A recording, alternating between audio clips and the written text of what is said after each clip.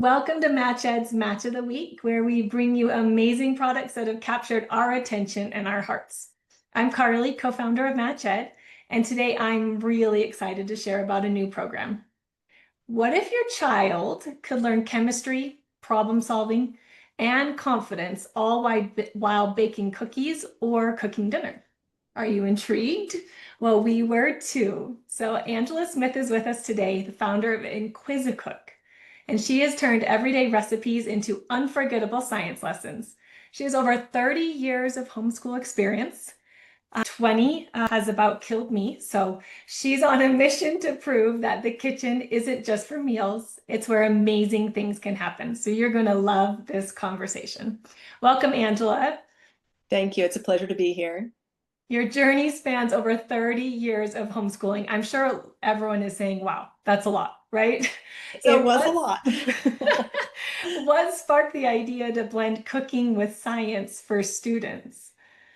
Well, we began homeschooling in 1992, and when our youngest child was about 10 years old, she came to me and said that she wanted cooking to be one of her homeschool classes. So we were already cooking together as a normal part of our family culture. It was very common for us to have people over for dinner, have people come for lunch after church on Sunday, but she wanted to make it official and wanted it to be part of her curriculum lineup. And I told her I thought that was a great idea, but that I wanted to approach it as the science of cooking. So I had never understood why in elementary grades, science often veers off into territories that the student has no contact with in their daily Mhm. life, like zebras and volcanoes. Now, I don't have anything against zebras and volcanoes. I think they're great to study, but to me, it made more sense to approach science with a sense of immediacy. Like, what are they experiencing on a daily basis? How can they see how this unfolds in real life? And I thought that cooking was the perfect platform for that. I mean, the science is literally under their noses every single day. So we all agreed that that was what was going to happen. And I really thought that I was going to go to a bookstore, a library, a homeschool conference, and be off to the races. So Mhm. I went to all of those places and more, and I bought everything that I could find that was even close. I even went to university bookstores to get college textbooks on food science and culinary arts. And I tried to mishmash those resources into a year-long course. And it was a hot mess. It just nothing worked. It was the worst of all worlds. The recipes weren't a good fit for our family lifestyle. The actual science aspect of it was poorly packaged for a homeschool setting. The assessments were useless. Even the library books, a lot of the like fun in the kitchen with science geared towards kids, rather than being comprehensive content, they were kind of random acts of cooking. So they didn't build on skills and the knowledge base. So the long and short of it is I decided that if I could not find what I needed, I would create what I needed. And that was the birth of Inquisicook as an idea. It took a lot of years. I had to finish homeschooling my kids, and then the grandkids started coming. But when the time was right, we got busy and got it done. That's awesome. It is such an amazing. I found Angela at a homeschool conference, and her booth was so beautiful, and the pictures made me just want to pull out the frying pan. So, for the parent that's brand new to Inquisicook, what does it look like to add this from day one, either as a supplement for traditional school students or as part of a homeschool or a micro school curriculum? What does that look like?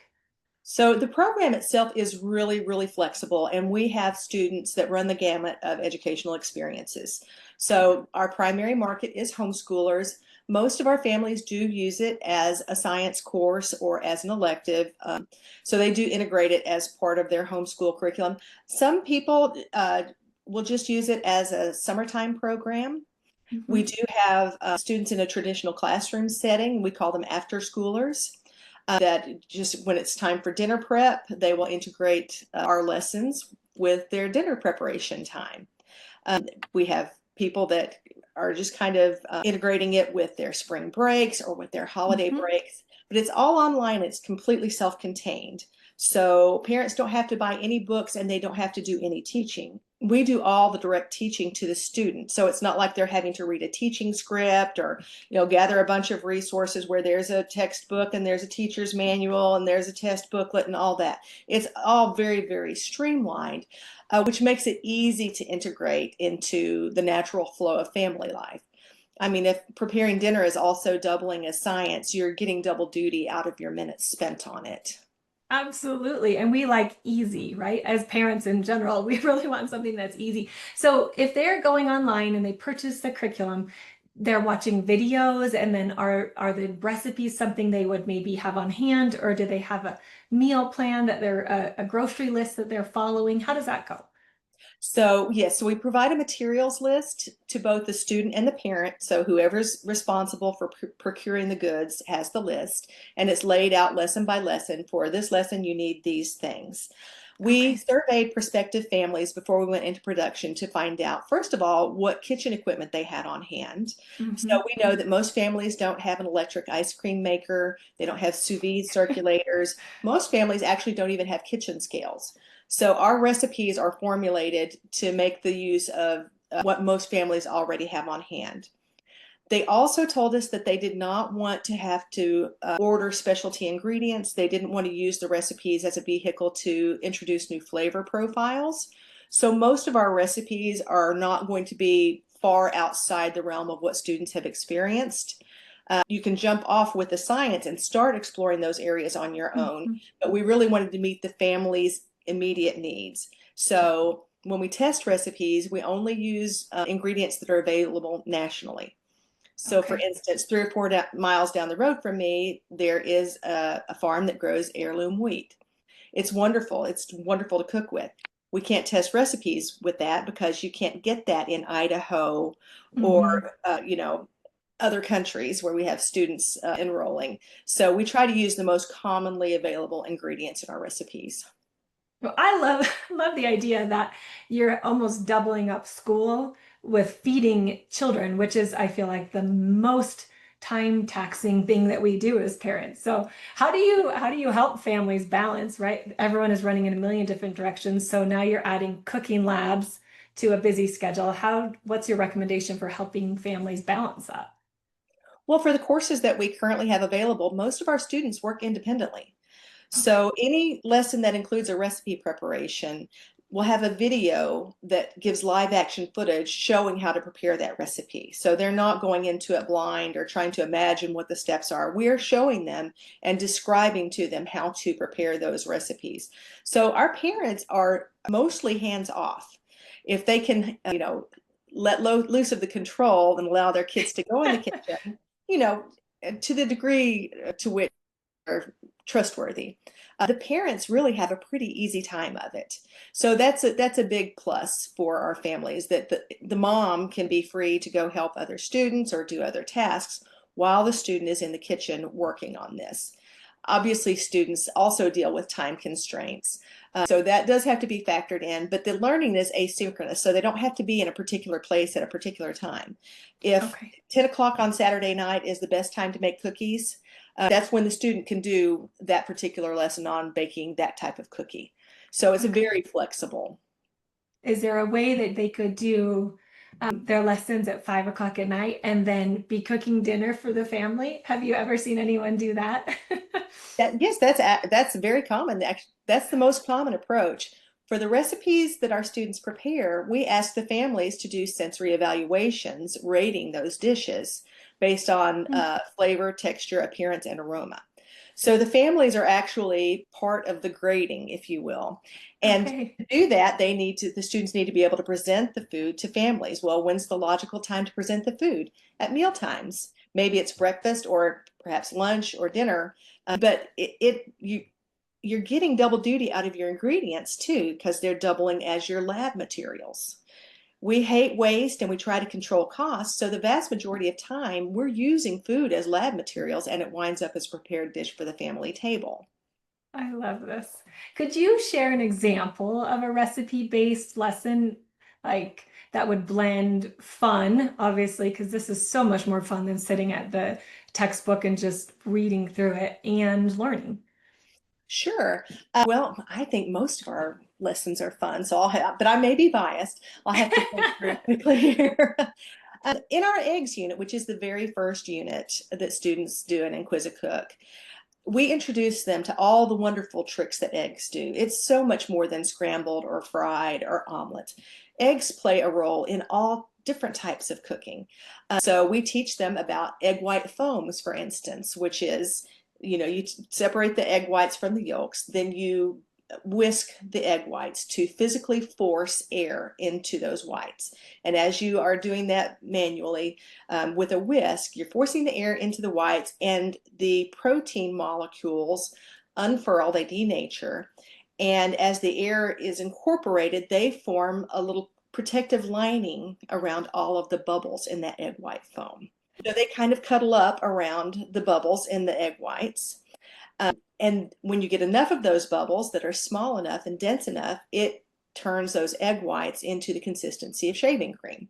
So, or whipped cream. So if you've ever eaten a lemon meringue pie or have had a coconut meringue macaroon, you have seen the science of egg white foams in action. So we have students actually make a model, a molecular model of how egg white foams are formed using ping pong balls and Wiki sticks. We have them practice their folding technique with egg white foams. If you stir ingredients into foams too briskly or too quickly, the foam will deflate because you'll burst all the bubbles. So we have students practice with soap suds. They whip up soap suds in water and they practice their folding technique by putting food coloring inside that foam and trying to get it evenly distributed before they ever try to work with an actual egg white foam. So they're getting their technique down. The suds activity is a lot of fun. The model is a lot of fun. And then they use that science to make coconut meringue macaroons, which are so easy and so delicious. And it's a perfect display of how the science of this works. Oh my goodness. Do you have adults that do this? I'm thinking I'm going to go sign up. I feel like I could learn a lot and it would be really fun. As a matter of fact, we do have adults who use it. My 83-year-old mother went through it, and we've had other adults go through it. In fact, I got an email yesterday from a woman whose daughter had done Inquisicook 1 and was wanting to move into Inquisicook 2, and she said she never learned how to cook, and her husband was wanting her to stop just being a recipe follower and wanted her to take cooking classes, but she thought Inquisicook was going to be the best fit for her. And I was so excited that she was modeling for her daughter being a lifelong learner, being curious and trying to grow. So yes, we do. And the parents almost always come along for the ride to some degree. They're listening into the videos, or when they're reading some of the activities, they're kind of uh, getting in on some of that action, and it just enhances what they already know and what they're already doing in the kitchen.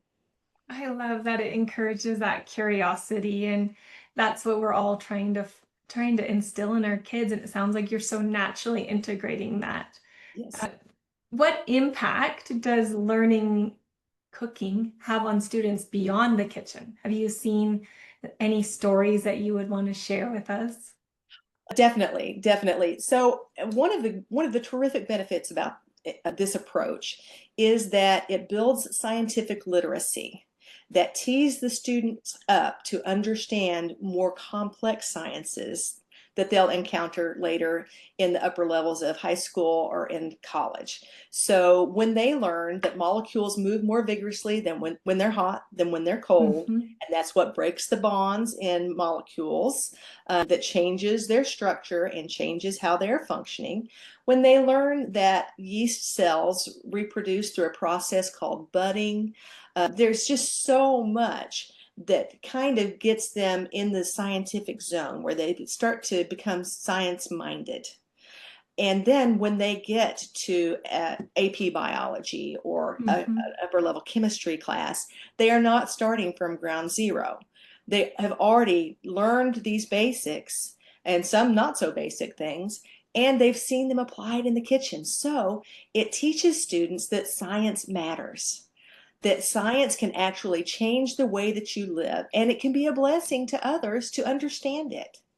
We have had a lot of stories with parents whose minds are blown with their kids who were science resistant Mm.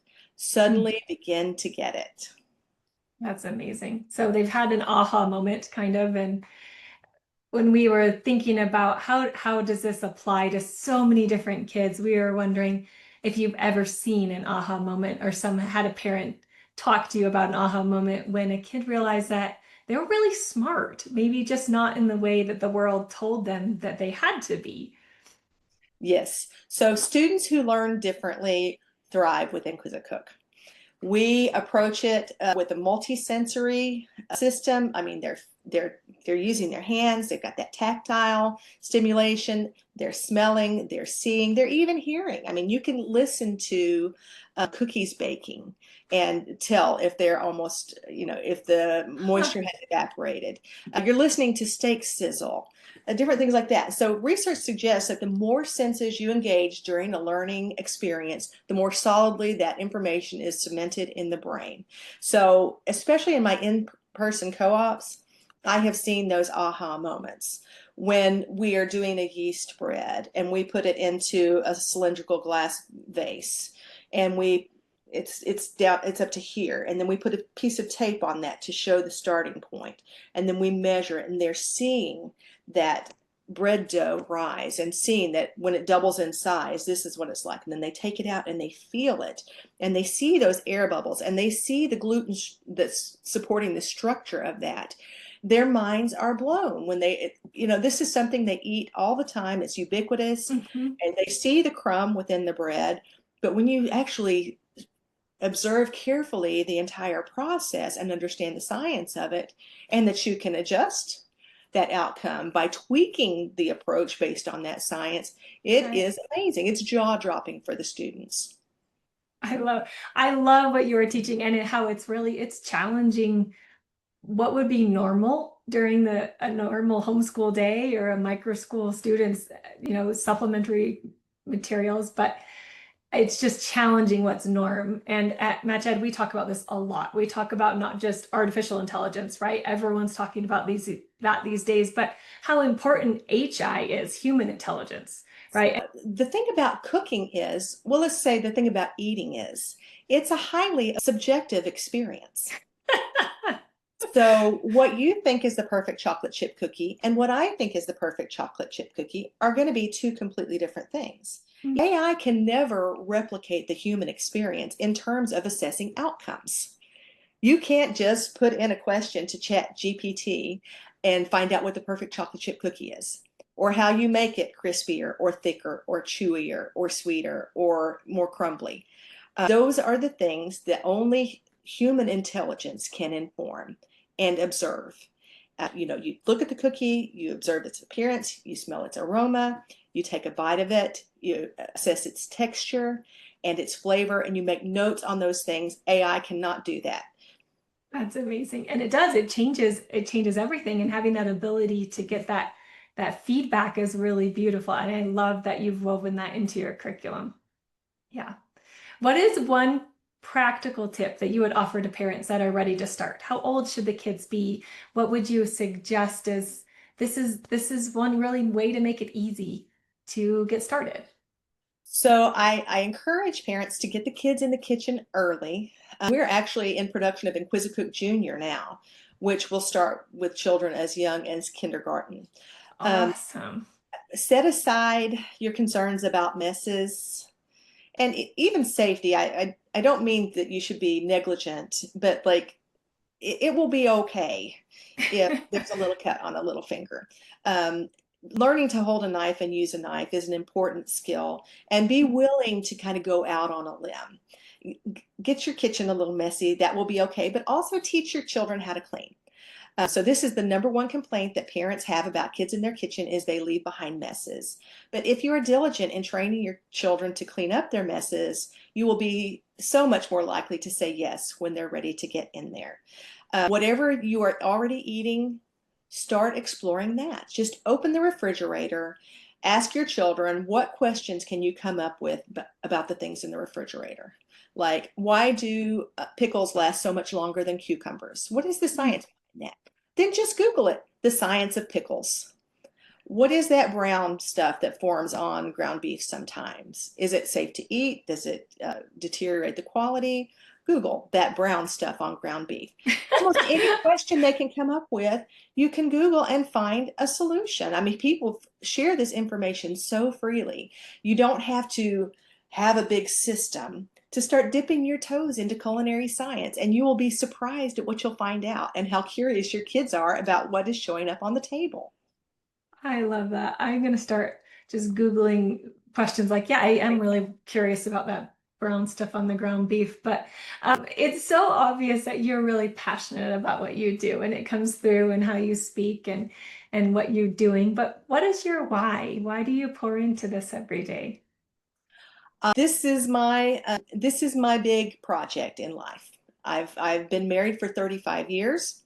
I've homeschooled my kids. I'm a big part of my grandkids' life, and so that foundation of my life is solid and wonderful.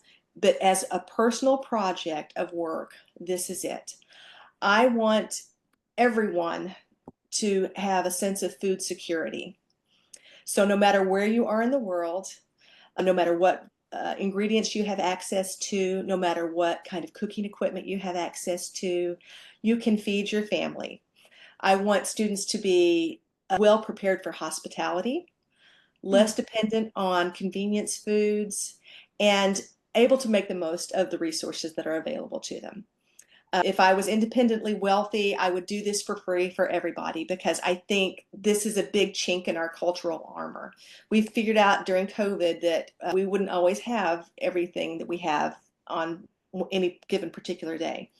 And if you went to the grocery store and saw the grocery store shelves, what were the things that were gone, that had sold out immediately? The Lunchables, the Little Debbie's, the Chef Boyardee, Hamburger Helper, frozen pizza.